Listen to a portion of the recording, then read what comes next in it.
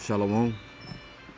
I want to begin by giving all praise, honor, and glory to Yahawah Bahasham Yahawashi Bahasham Qadash. Double honors to my teachers, the apostles and elders of Great Millstone. Much respect to you, brothers laboring worldwide in truth and sincerity. Salutations and blessings to the hopeful elect, believing on the words of Yahawah Bahasham Yahawashi. Coming at you with a lesson, Lord willing, is edifying.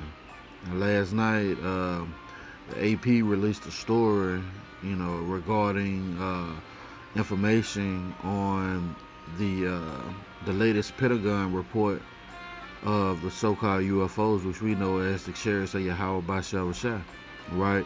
The vehicle that the Lord has chosen to destroy and to save, right?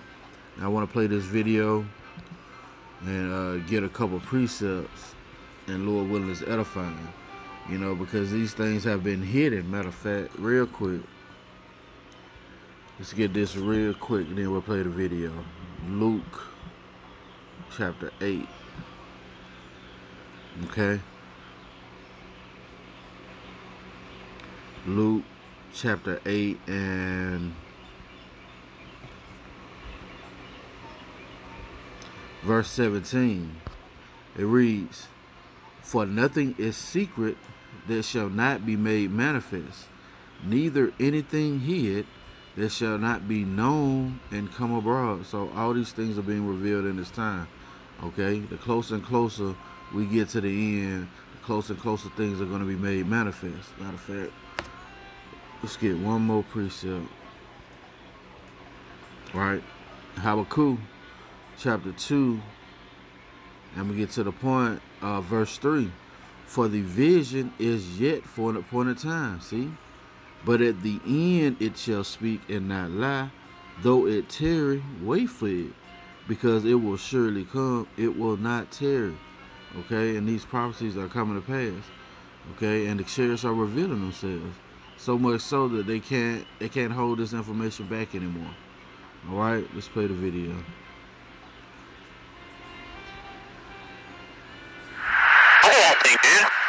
UAPs and UFOs, we're talking about basically the same broad thing of these objects that pilots have episodically seen and not been able to explain. And so this report, which is still being finalized, this report finds there isn't a definitive explanation for around 120 reported incidents of UFOs. It also finds, according to one of the officials that we spoke to, that there's no evidence that these phenomena are from secret U.S. programs, which has been a hypothesis that people have long speculated about.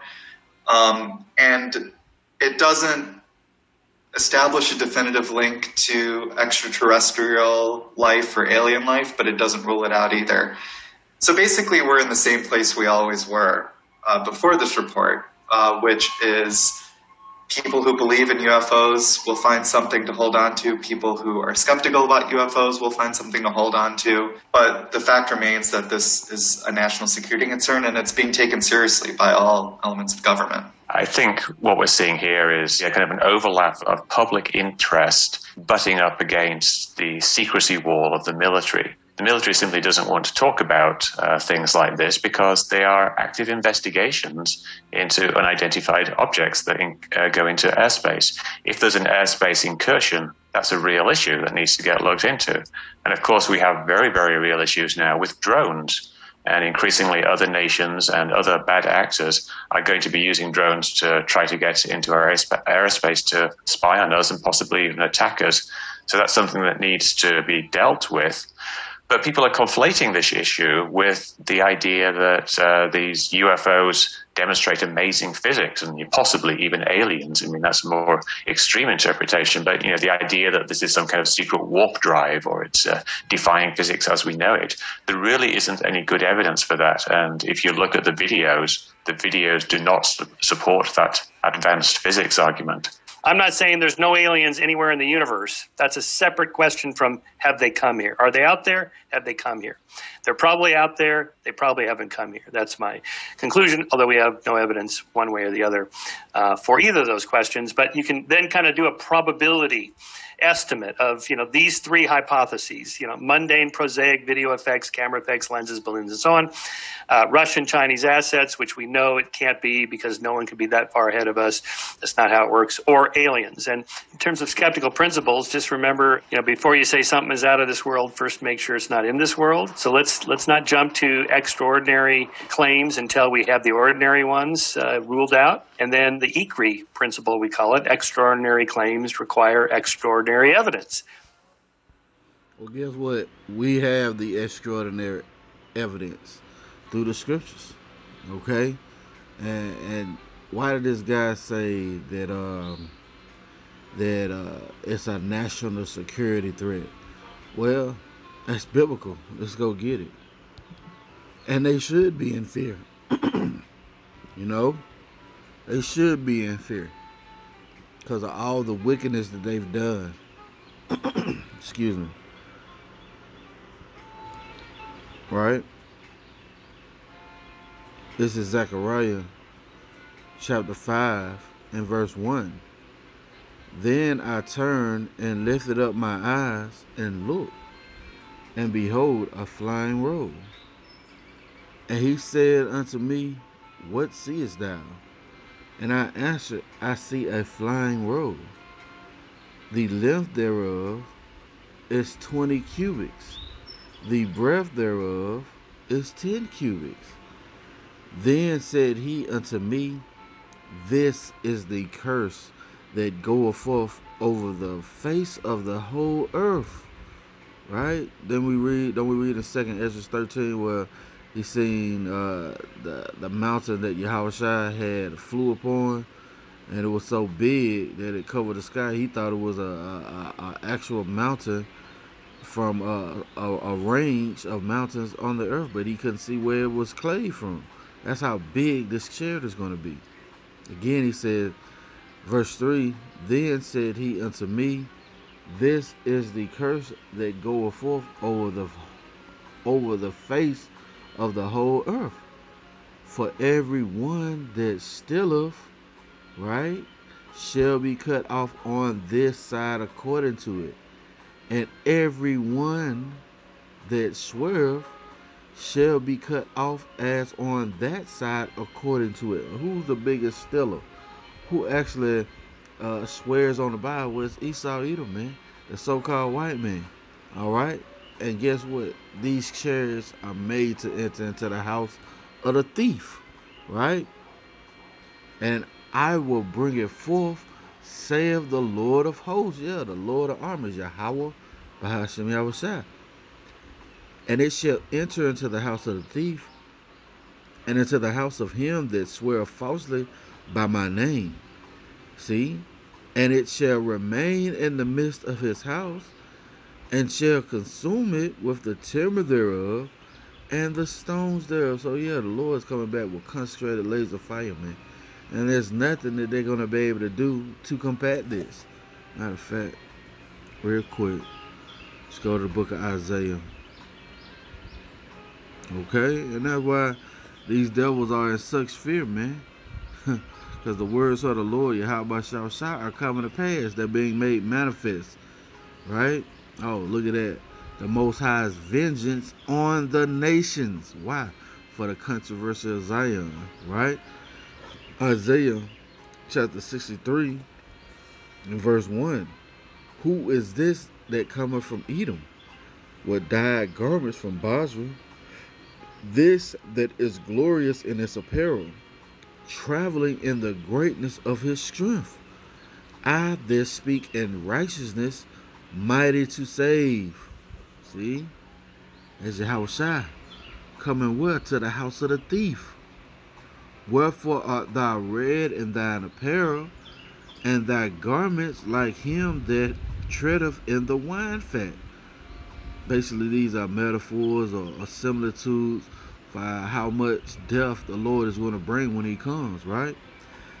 I have tried the winepress alone, see, and of the people there was none with me. For I will tread them in mine anger, and trample them in my fury. And their blood shall be sprinkled upon my garments, and I will stain all my raiment. Again, it's a metaphor, because the slain of the Lord, what shall be many, right? For the day of vengeance is in mine heart, and the year of my redeemed is come. You see? So at the same time, those chariots come and destroying, they're going to be coming saving also. It's the ways that the Lord has set this thing up. And it's beautifully done, where everything is going to be revealed in its time. Right? Staying in the book of Isaiah. I want to go to Isaiah. Is it 34? Let's go. Again, the Most High's wrath against the nations, right?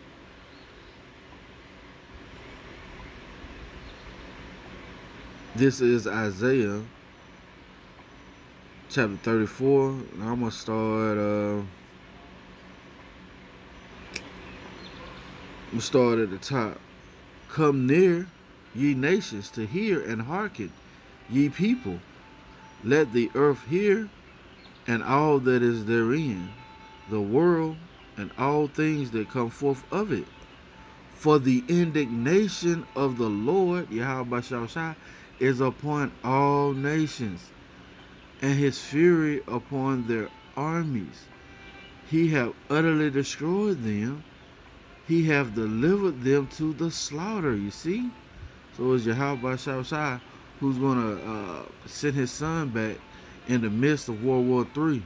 All right? In the midst of those ICBM missiles flying, right? To zap with concentrated fire the wicked that's left, and to save the elect, right? It says, their slain also shall be cast out, and their stink shall come up out of their carcasses, and the mountains shall be melted with their blood. You see that?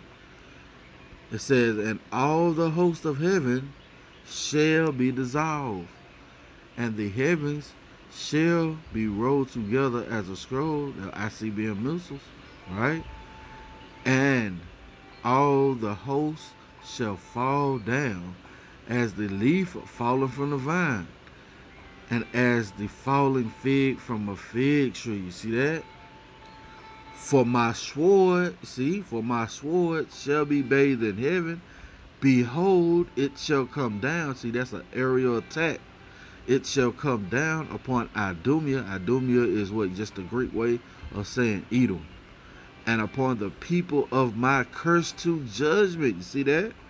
And who is the people of the Yahawah's curse to judgment? Well, it's the Edomites, man. The so-called white man, the one who has perpetuated wickedness upon the whole planet Earth, man. That's why he has to be put away. Let's go to Revelation. We'll close it out there. All right. It wasn't meant to be too long. Straight into the point. Revelation chapter 11. And I'm going to start at... I'm going to start at 11. And after 3 days and a half, the spirit of life from the Most High entered into them, and they stood upon their feet, and great fear fell upon them which saw them. And then, guess what? We're in the midst of that right now. All right, the Lord has sent out his word through men he has selected in the earth, the correct doctrine. And guess what? Those certain spirits have heard the word of living water, the spirit of life, right?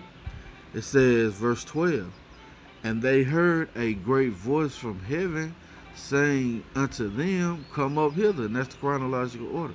You're not going to have anybody going up in the chairs who don't know, about the chairs, man. Okay? Who doesn't know the correct doctrine of Yahawah Bahasham. It's not going to happen that way. So when it says come up hither, guess what? Those certain spirits are going to be called up into heaven. You're going to hear Kwam Yasharala, right? And they ascended up to heaven. Again, it's going to be an aerial escape as an aerial destruction.